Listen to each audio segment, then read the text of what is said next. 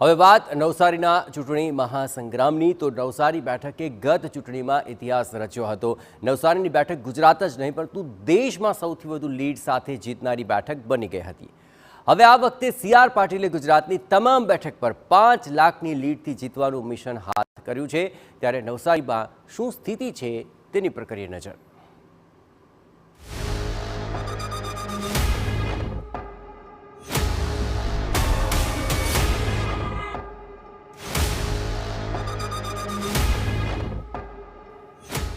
નવસારી બેઠક પર કેવો છે માહોલ?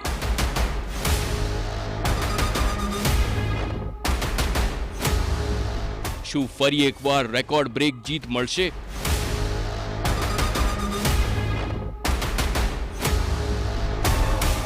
ભાજપની કેવી છે રણનીતિ?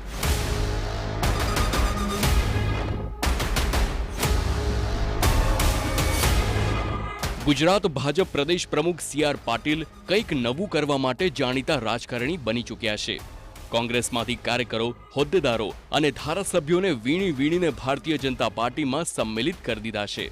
નવસારી લોકસભામાં ત્રીજી વખત ઉમેદવાર સી.આર. પાટીલ ગુજરાતની તમામ બેઠકો જીતવા માટે મેદાને પડ્યા છે। ત્યારે સવાલ એ છે કે નવસારી બેઠક પર સી.આર. પાટીલને જીતાડવા કોણ કરી રહ્યું છે મહેનત? ત્યારે હાલ નવસારીમાં સૌથી વધુ લીડ સાથે જીત મેળવવા માટે ભાજપના નાના કાર્યકરોથી માંડીને ધારાસભ્યોને સંગઠનના હોદ્દેદારો કામે લાગ્યા છે।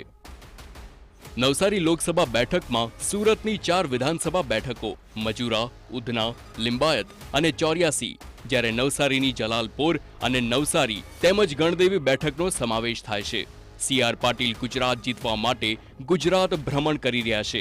ત્યારે પોતાના મત વિસ્તારમાં ઓછો સમય આપી શકે તેવી શક્યતાઓને પગલે કાર્યકર્તાઓ, ધારાસભ્યો અને સંગઠનના હોદ્દેદારોને મેદાનમાં ઉતારી દીધા છે અને એમાં પણ સૂત્ર આપ્યું છે, મેં ભી સી.આર. પાટીલ।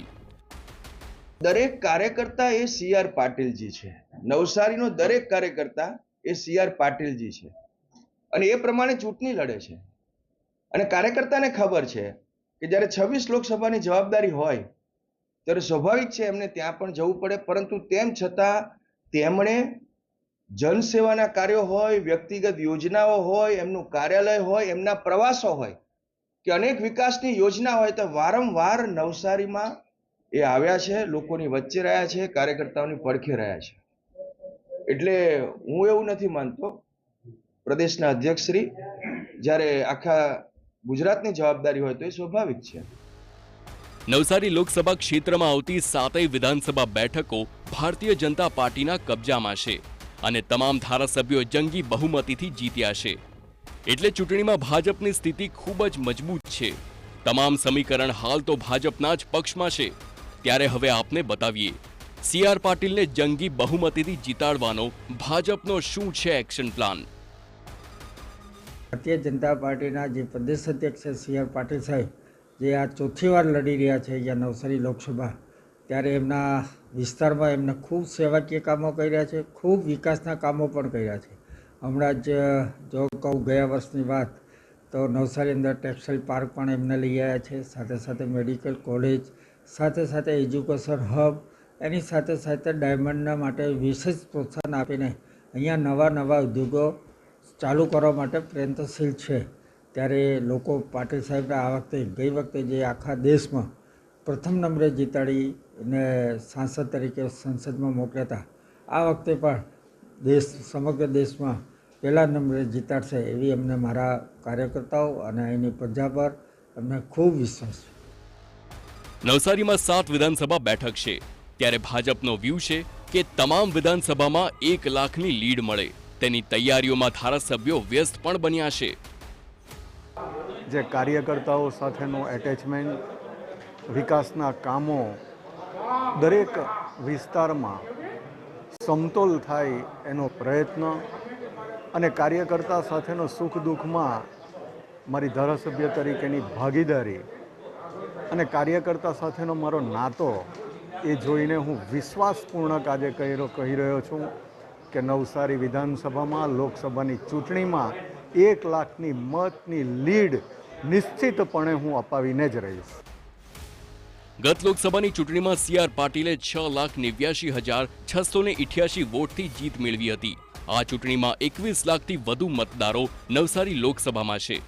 નવસારીમાં 22 રાજ્યના લોકો મતદાર હોવાથી નવસારી બેઠકને મિની ભારત કહેવામાં આવે છે. અહીં સુરતના 60 અને નવસારીના 40% મતદારોનો સમાવેશ થાય છે. કોળી મતદારોની સંખ્યા અહીં વધુ છે, જે બાદ મહારાષ્ટ્રીયન મતદારો છે. આ બેઠક જ્યારથી અસ્તિત્વમાં આવી ત્યારથી જ ભાજપનો દબદબો રહ્યો છે. 2019માં ભાજપે નવસારી બેઠક પર ઇતિહાસ રચ્યો હતો. 6.89 લાખ મતોની લીડ સાથે ગુજરાત જ નહીં સમગ્ર દેશમાં સીઆર પાટીલે ડંકો વગાડ્યો હતો. ત્યારે આ વખતે પણ ભાજપ પોતાની લીડને ટકાવી રાખવા માટે તૈયાર છે. ભલે પોતે સીઆર પાટીલ નવસારીમાં પ્રચાર ના કરી રહ્યા હોય, પરંતુ ભાજપના નેતાઓ હાલ નવસારીના મિશનમાં લાગ્યા છે. હવે જોવાનું એ છે કે 2019નો કમાલ શું 2024માં જોવા મળશે. નવસારીથી નિલેશ ગામિત સાથે બ્યુરો રિપોર્ટ TV9.